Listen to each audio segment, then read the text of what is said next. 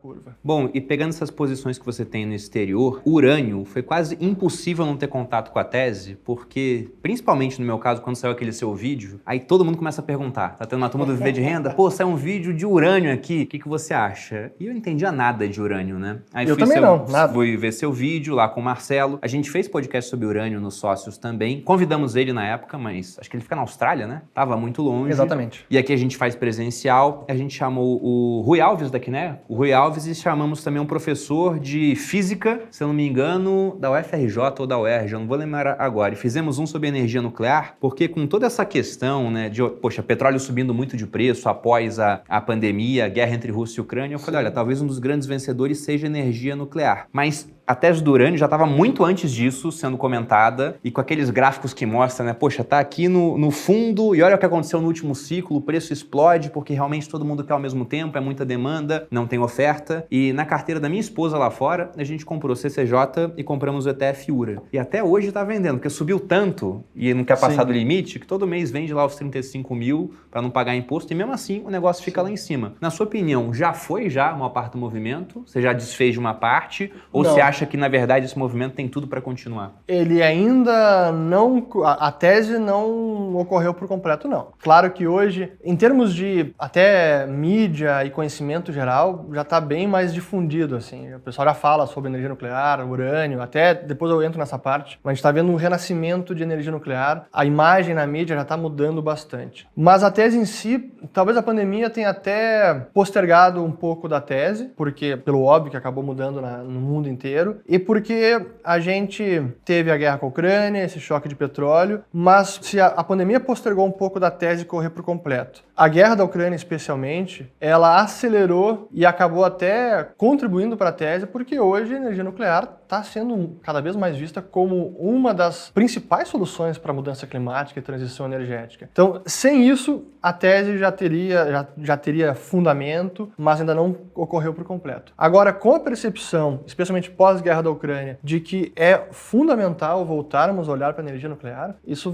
pode ser até algo que faça a tese andar mais ainda. Mas é uma tese que daqui a pouco, assim que os preços dispararem de fato, ainda não dispararam, o preço do urânio, e, portanto, não repercutiu de fato em todas as mineradoras, quando isso acontecer, aí vai ser o momento de realizar e de se desfazer, mas não é esse momento ainda. Mas só voltando por que eu acho que está tendo esse renascimento da energia nuclear. Primeiro, a percepção que a gente vê no noticiário, cada vez mais países reconhecendo o óbvio que, olha, a energia nuclear é importante, ela é, depois do investimento, a operação é barata, é muito confiável, ela é segura, ela é limpa, então não usá-la é um suicídio civilizacional. O Japão está voltando a investir em energia nuclear, sendo que o Japão teve o Fukushima em 2011, que não foi um desastre nuclear, não foi um acidente nuclear, foi um tsunami que atingiu a usina de Fukushima e aí teve os danos no reator. Mas o próprio Japão, que depois de anos diminuindo a geração por fonte nuclear, quase zerando, agora está voltando porque sabe que precisa. O Japão não produz nada de petróleo, importa tudo.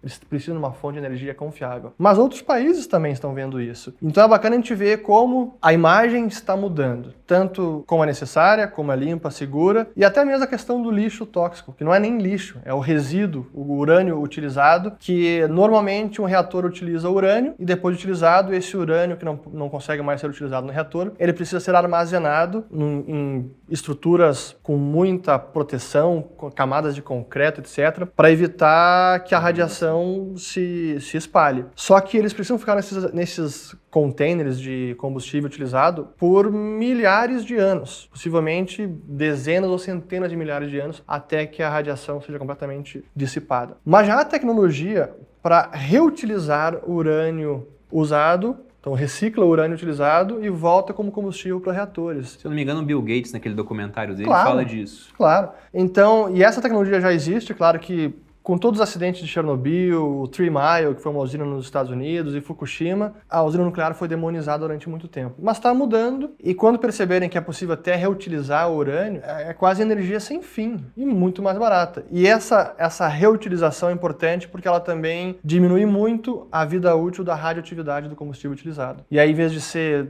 centenas de milhares de anos, vai ser 100, 200 anos de armazenamento. Então, para mim, a tese ainda tem o seu curso, mas energia nuclear em si é um negócio fantástico. Quando você estuda sobre isso, você fica, caramba, como é que a gente descobriu isso, cara? Você já leu A Fundação, do Asimov? Não li. É porque tem uma parte muito interessante lá. A Fundação é uma série de livros. Falam que é uma trilogia, mas na verdade são uns 9 livros, onde ele pega o Império Galáctico, ele fala de uma época onde o ser humano já ocupou uma galáxia inteira e nem sabe mais qual é o seu ponto de partida inicial, ou seja, seria uma realidade muito distante da que a gente está aqui, muito tempo de evolução. E ele se inspirou no livro Declínio e Queda do Império Romano, que fala como é que o Império caiu. Então ele fala sobre a queda de um império e coloca lá um matemático e estatístico que inventou uma ciência chamada psicohistória, que é baseada no seguinte: o comportamento de um homem, ele é indecifrável, né? Mas uma grande massa de homens, estatisticamente, é mais fácil de prever para onde vai. E falamos de trilhões de seres humanos. Então, através de estudos, ele fala, olha, o Império vai cair, a gente vai ter uma época de Idade das Trevas, como se fosse o Império Romano caindo, Idade Média, até que vai ocorrer um renascimento. O que ele queria era encurtar esse tempo de Idade das Trevas. Para isso, ele pega um monte de cientistas e coloca num planeta no canto da galáxia para fazer uma fundação, para resguardar os conhecimentos humanos e esses caras abreviarem o tempo de evolução do ser humano novamente. Lá ele fala que as civilizações estão decaindo, elas param de conseguir usar energia nuclear. Então, energia nuclear é um negócio que quem está à frente consegue usar, quem está decaindo não consegue.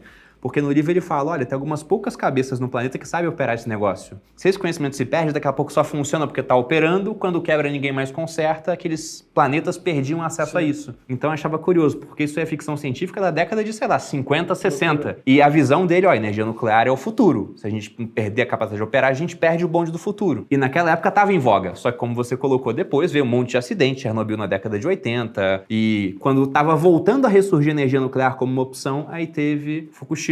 Do Japão, que novamente demonizou a energia nuclear, né? Mas eu acho também que é uma coisa que a gente aproveita pouco no mundo. Quem aproveitava muito, tipo a Alemanha, foi desligando e que talvez agora volte a ser aproveitado com um preço de energia mais caro, né?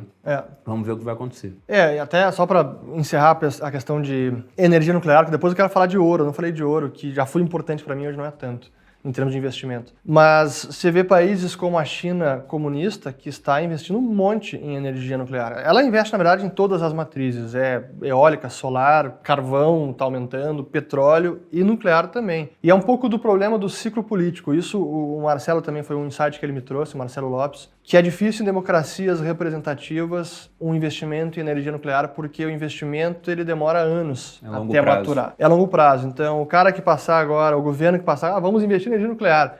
Esse cara não vai colher os frutos da energia nuclear. Vai ser, talvez, a segunda ou a terceira administração depois desse. E se tiver mais corrupção na construção da obra, a gente sabe como é que funciona. Então, em países como China, a gente sabe que isso é importante, é fundamental, é o futuro.